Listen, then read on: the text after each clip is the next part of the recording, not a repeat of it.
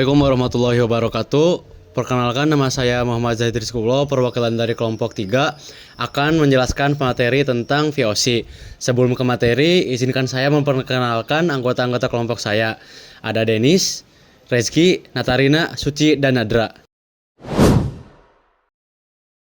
Baik, di sini saya akan menjelaskan tentang pengertian VOC.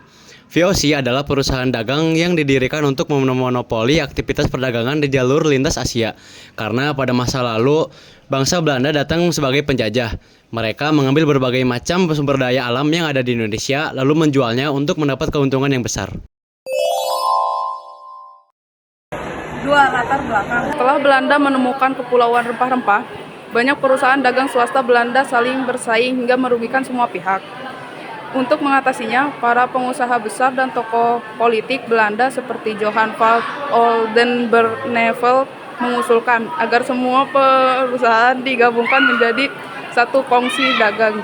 Usulan ini disetujui oleh pemerintah Belanda Staten-Generaal yang pada 20 Maret 1602 mendirikan Verenigde Oostindische Compagnie VOC di Amsterdam. VOC dibentuk langsung oleh pemerintah Belanda tanpa pihak ketiga dan diberi hak oktrooi, yaitu hak istimewa untuk berdagang, berperang, mencetak uang, serta membuat perjanjian dengan raja-raja di Asia. Tujuan utama monopoli perdagangan menguasai sepenuhnya perdagangan rempah-rempah, terutama cengkeh, pala, dan lada di Asia, khususnya di Nusantara, mengurangi persaingan, menggabungkan semua perusahaan dagang Belanda menjadi satu kongsi agar keuntungan bisa maksimal. Kekuasaan politik dan militer mengambil alih kekuasaan politik di wilayah-wilayah strategis untuk mendukung monopoli perdagangan. 3. Ada tujuan dan hak-hak VOC. Yang pertama ada tujuan. Yang pertama, memonopoli perdagangan rempah-rempah di Asia. Yang kedua, memperkuat posisi Belanda dalam persaingan dagang internasional.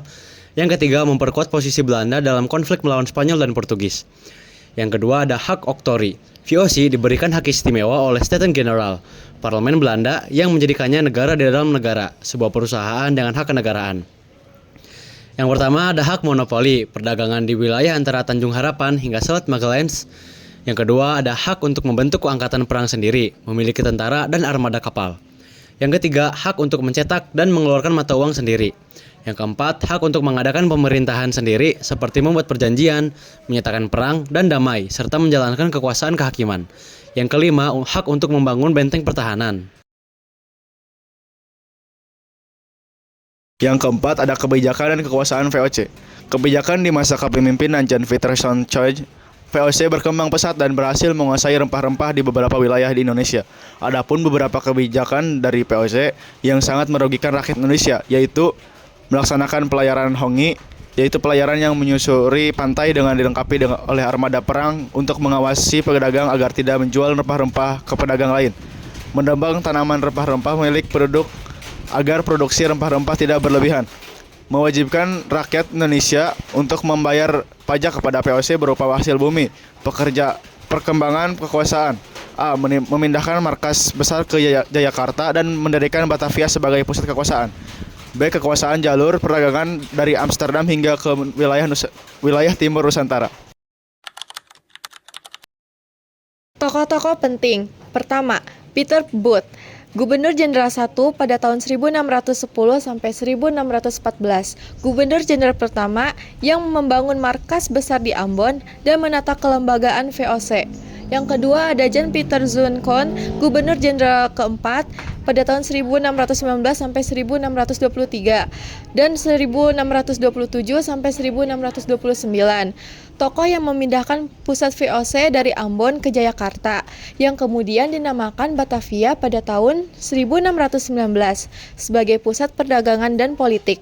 3. Peter Gerardus van Overstraten, Gubernur Jenderal pada tahun 1796 sampai 1801, Gubernur Jenderal terakhir VOC pada masa pemerintahannya. VOC mengalami kebangkrutan dan akhirnya dibubarkan pada tanggal 31 Desember 1799, menandai berakhirnya kekuasaan VOC di Indonesia. Yang keenam ada praktik dan kebijakan monopoli. VOC menerapkan kebijakan yang sangat merugikan rakyat Nusantara. Antara lainnya yaitu ada fair pledge liability atau bisa disebut juga sebagai penyerahan wajib. Rakyat wajib menyerahkan hasil bumi tertentu dengan harga yang ditetapkan VOC. Yang kedua ada contingentin atau pajak berupa hasil bumi. Pajak yang wajib dibayarkan berupa hasil bumi. Yang ketiga ada ekstirpasi atau penebangan. Hak untuk menebang pohon rempah-rempah agar produksi tidak berlebihan dan harga tetap tinggi. Yang keempat ada pelayaran hongi. Patroli laut bersenjata untuk mengawasi pelaksanaan monopoli dan menindak penyelundupan rempah-rempah. Yang kelima ada divide et impera atau politik adu domba, memanfaatkan konflik antar kerajaan lokal untuk melemahkan mereka dan menenangkan posisi tawar. Yang keenam ada Pranger Telsel atau sistem Priangan adalah kewajiban menanam kopi di Priangan, Jawa Barat pada masa penjajahan kolonial Belanda. Sistem ini dibuat oleh VOC dan dibebankan kepada rakyat Priangan. Mulai awal abad ke-18, rakyat diwajibkan menanam dan menyerahkan hasil kopi kepada VOC melalui bangsawan daerah. Sistem ini membuat VOC menjadi produsen kopi utama dunia dan menjadi cikal bakal lahirnya kultur Stelsel. Tanam paksa pada tahun 1830. Yang ketujuh ada kejayaan VOC pada abad ke-17. VOC mencapai puncak kejayaannya yang dipimpin oleh Gubernur Jenderal Jan Pieterszoon.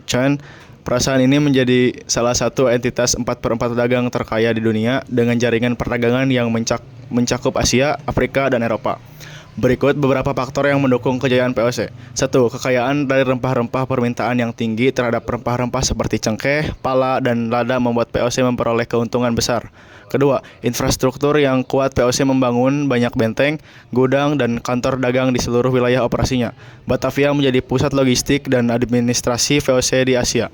Yang ketiga, dukungan pemerintahan. VOC mendapatkan dukungan penuh dari pemerintahan Belanda termasuk perlindungan militer dan hak-hak istimewa lainnya. Yang kedelapan ada keruntuhan VOC. VOC mengalami kebangkrutan dan dibubarkan pada 31 Desember 1799 karena beberapa faktor utama. Korupsi dan nepotisme atau KKN. Banyak pegawai VOC yang terlibat korupsi yang membuat perusahaan mengalami kerugian besar. Biaya perang dan pegawai yang besar. Anggaran untuk memelihara tentara, benteng, dan pegawai yang luas di Asia sangat besar. Persiapan dagang. Pesaing sengit, terutama dengan H atau Inggris, melemahkan monopoli. Perdagangan gelap, maraknya penyelundupan rempah-rempah, perubahan politik di Eropa. Invasi Prancis ke Belanda menyebarkan Belanda menjadi Republik Batavia yang mengubah struktur hubungan dengan VOC. VOC setelah pembubaran semua utang kekayaan dan wilayah kekuasaan VOC di Asia atau termasuk Nusantara diambil oleh pemerintah Belanda yang menandai dimulainya masa penjajahan langsung oleh kerajaan Belanda.